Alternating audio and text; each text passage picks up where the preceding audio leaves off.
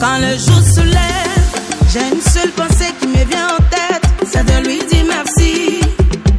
Merci pour ses bontés, ses merveilles, ses bienfaits dans ma vie.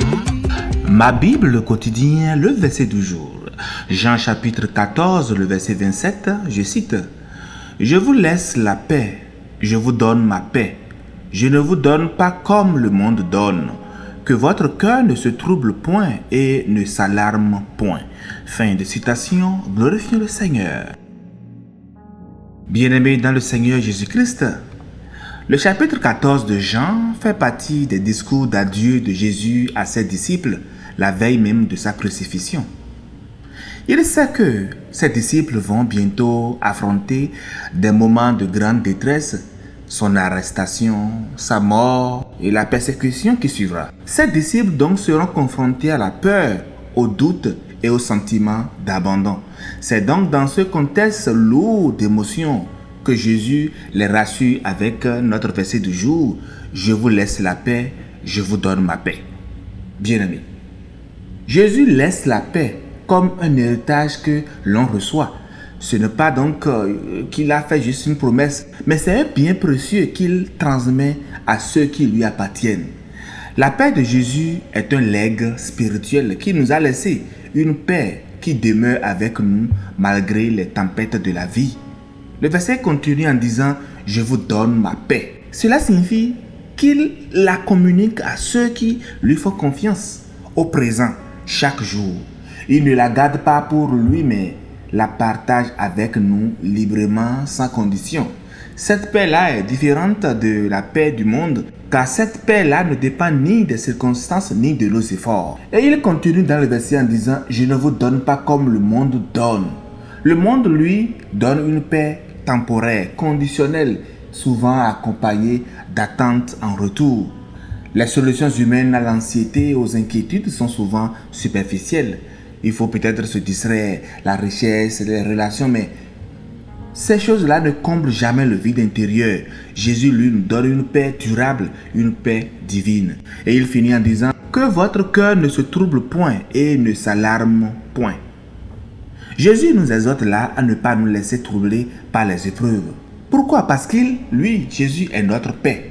Cette paix ne signifie pas du tout l'absence de souffrance, mais que c'est une confiance que nous devons avoir en Dieu, même au milieu donc des tempêtes. Bien-aimés, la paix, c'est un mot qui résonne donc différemment pour chacun de nous. Pour certains, c'est l'absence de conflit. Pour d'autres, un état intérieur de tranquillité et de sérénité. Mais la paix que Jésus nous promet dans ce verset dépasse notre compréhension. Elle n'est pas seulement une émotion passagère ou une absence de problème, mais c'est une paix profonde, inébranlable, enracinée en Dieu et galvanisée par le Saint-Esprit. Bien-aimés, avant de connaître Christ, nous étions peut-être séparés de Dieu, ennemis à cause de nos péchés. Mais Jésus est venu nous réconcilier avec le Père. Il a payé le prix de notre paix sur la croix. Quand nous acceptons Christ, nos péchés sont pardonnés. Nous sommes réconciliés avec Dieu. Nous entrons dans une paix intérieure qui dépasse l'entendement humain. Quelle libération, bien-aimés! Quel soulagement! Cette paix n'est donc pas réservée à un seul jour de notre vie. Elle est un cadeau permanent. Jésus nous laisse et nous donne sa paix. Mais allons-nous vraiment choisir de la recevoir et d'en vivre? L'ennemi de nos âmes cherche à voler notre paix. Pourquoi? Parce qu'il sait que lorsque nous perdons notre calme, nous ne pouvons plus entendre la voix de Dieu. Lorsque nous nous laissons troubler, nous tombons dans la peur et le doute. Et le diable, lui, envoie sans cesse des attaques pour nous déstabiliser. Mais nous avons un choix à faire. Allons-nous laisser nos cœurs être troublés ou allons-nous garder la paix que Jésus nous donne? Philippiens 4, les versets 6-7 nous enseigne comment maintenir cette paix. Il dit, ne vous inquiétez de rien, mais en toutes choses, faites connaître vos besoins à Dieu par des prières et des supplications, avec des actions de grâce.